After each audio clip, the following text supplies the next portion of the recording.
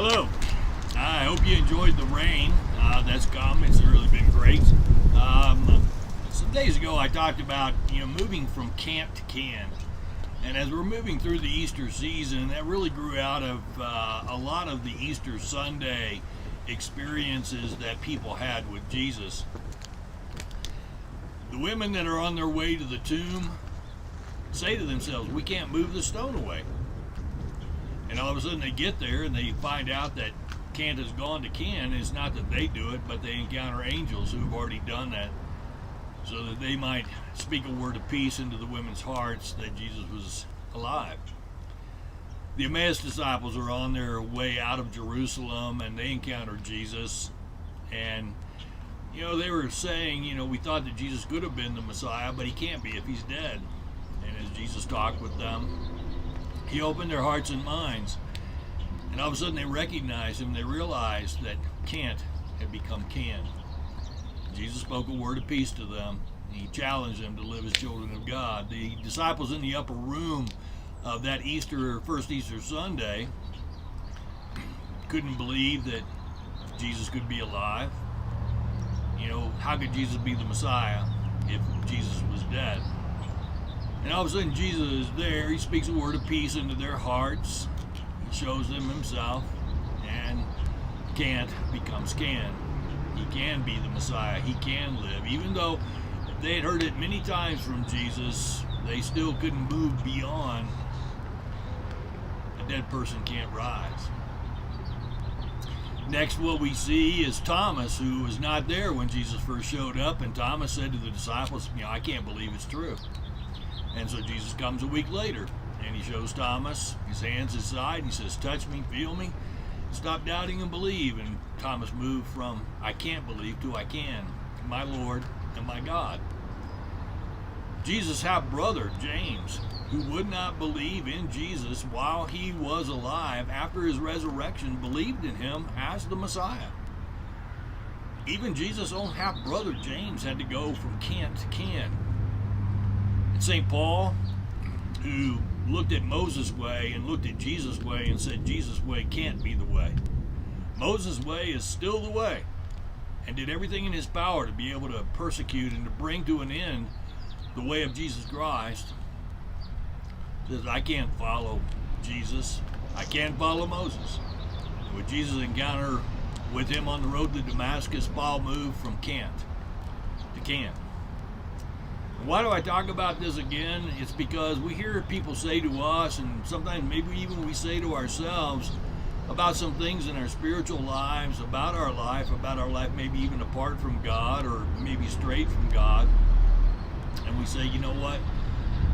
There are just certain things that are cants in my life. I've strayed too far. I've walked too far away from God. God can't want me. God can't forgive me.